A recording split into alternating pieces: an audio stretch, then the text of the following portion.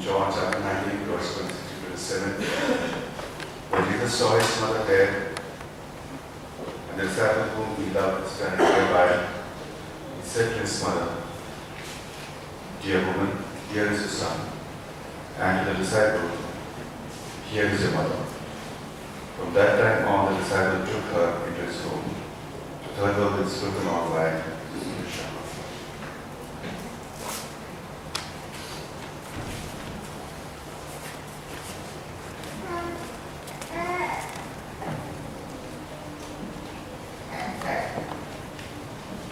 Good morning, church.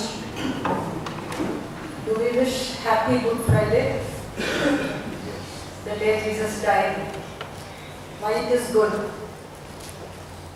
Because of Jesus' death, only I am standing here, otherwise I would not be eligible to stand here. It's only because of His grace and mercy.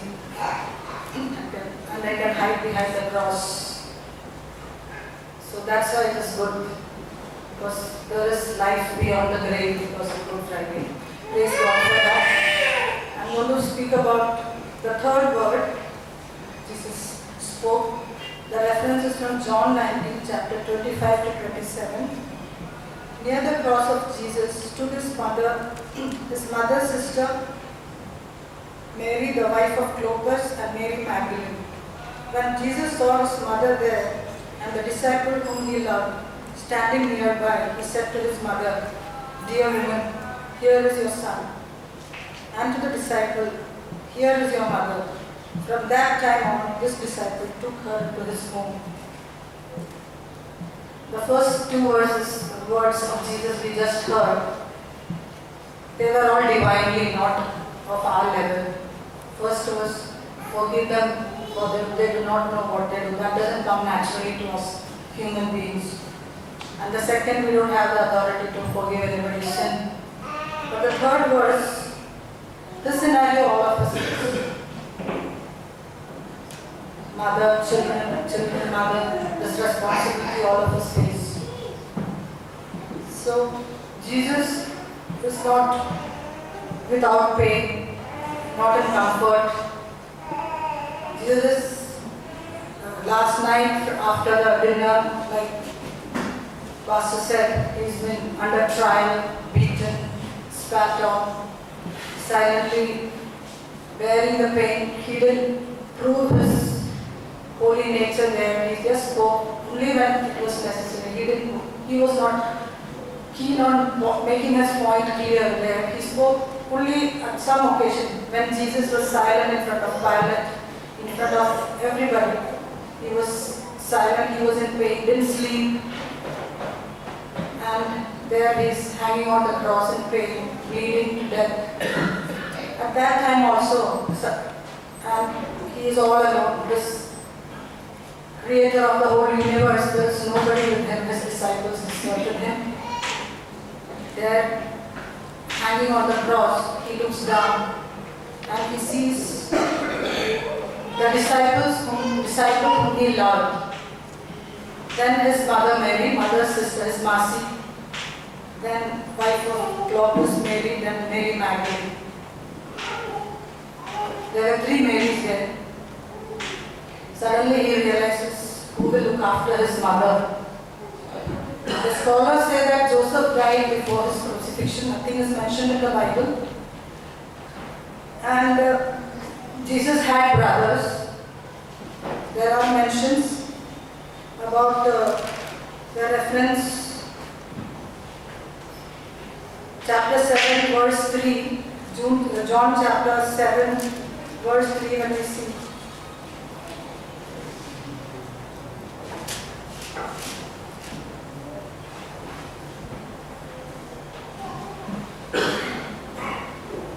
It's written, "For even his own brothers did not believe him."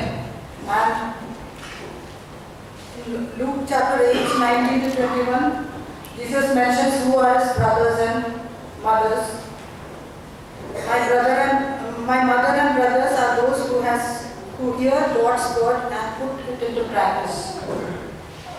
So Jesus had brothers, and chapter 7 it says his own brothers did not believe in him.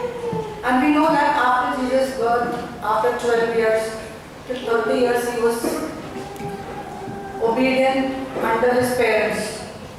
His father Joseph was a carpenter, he must have been helping him. Obedient to his mother, looking after the mother, mother knows what the son wants, just like our family. We all don't stay with our parents till 30. We all are independent, go off before 30. But Jesus was there till 30, being obedient to his parents. And he had done 3 years of public ministry only.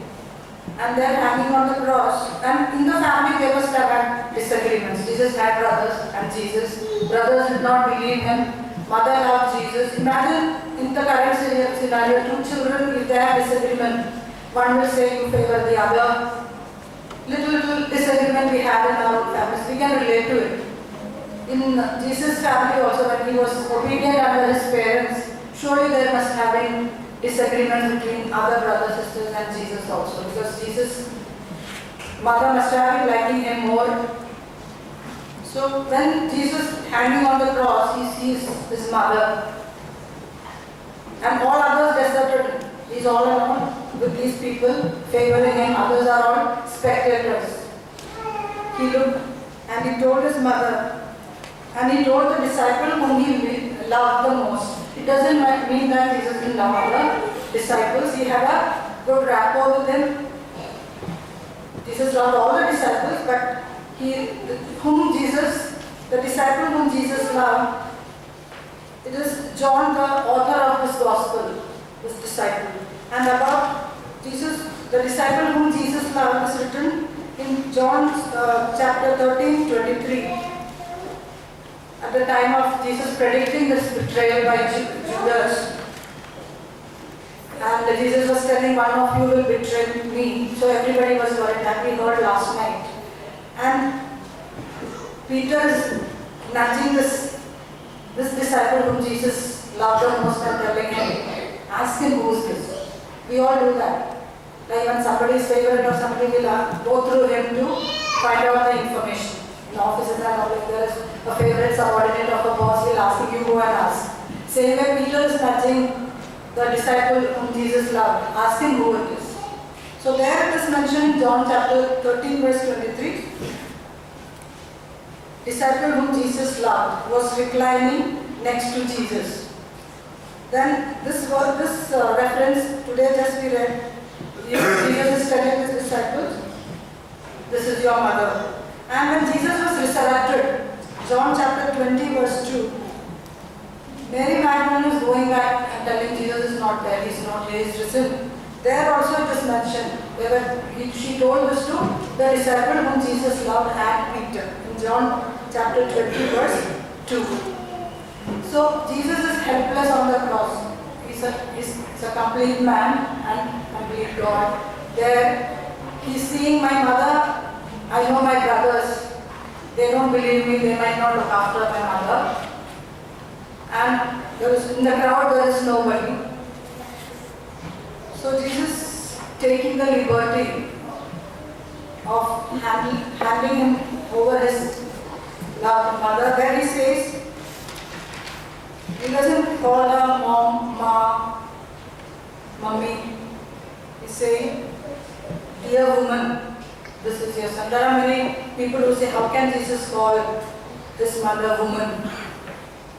Man and woman were titles of much respect among the Hebrews. Like sir and madam we call. It is not disrespectful in Hebrews. It's man, woman. It's with respect only. But why didn't Jesus use mom and ma? It might add on to the pain which she is already going through. We all are mothers, we sitting here, fathers sitting here. When children are in pain and they call mommy, our heart goes out to them. Mary has been going through a lot all through the night, seeing her son going through in pain. And there, if he calls ma, maybe it will add on to the pain she's already going through. So formally, Jesus is not telling a woman, this is your son.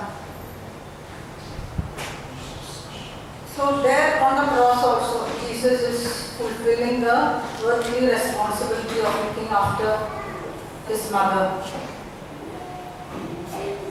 He is in pain. And this disciple John, it says he's the only one disciple who faced a natural death. All others were persecuted and killed. Peter was crucified down. So this disciple John was the only one who faced a natural death, maybe because he was entrusted with the duty of looking after his mother. We don't know. And Joseph was not there to look after Mary. So when I look at it, whatever situation we are going through in life, maybe office is too busy, we don't have time, 24 hours is not good enough for us. There is no excuse for running away from the responsibility of looking after our own mothers and those mothers in our believer circles who do not have people to look after. We cannot run away from those responsibilities, because I'm sure we are not in a position where Jesus was hanging on the cross between life and death. There also Jesus entrusted that his mother was to be looked after. So why are we here on earth? Not to come on Passion Week, 40 days Lent, then go back and lead our normal life. We are here to imitate Jesus. And God's purpose of putting us into difficult situations is to prepare us for eternity, to look at Jesus and lead our life. So this is a very practical word which Jesus said, which is speaking to all of us, that whatever be the situation, let's go back to our own home and see, is there anybody who is lonely in our own house? Maybe husband, maybe mother, maybe mother-in-law, sister, anybody. First we have to see what are we fulfilling the responsibility given to us. But not before seeking first the kingdom of God and his righteousness, because Jesus was hanging on the cross, seeking first the kingdom of God and his righteousness, and was looking after his earthly mother, Mary. So if we are leaving our only responsibility and running after doing even God's work, ignoring that, I don't think that is acceptable in the sight of God. First, we have to do what we are supposed to do at home as a child of God. The rest God will do. Maybe it might not work in the way we want. God will do the needful, but we are supposed to follow the example of Jesus Christ and do the needful. All the situations of ours will be different, but God will speak to us.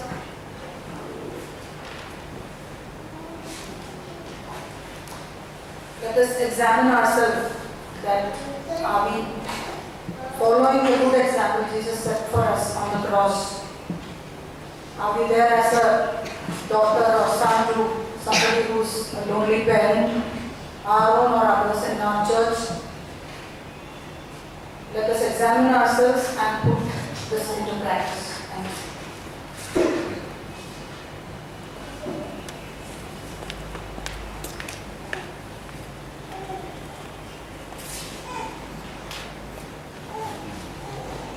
There are song by Mr. Glenn.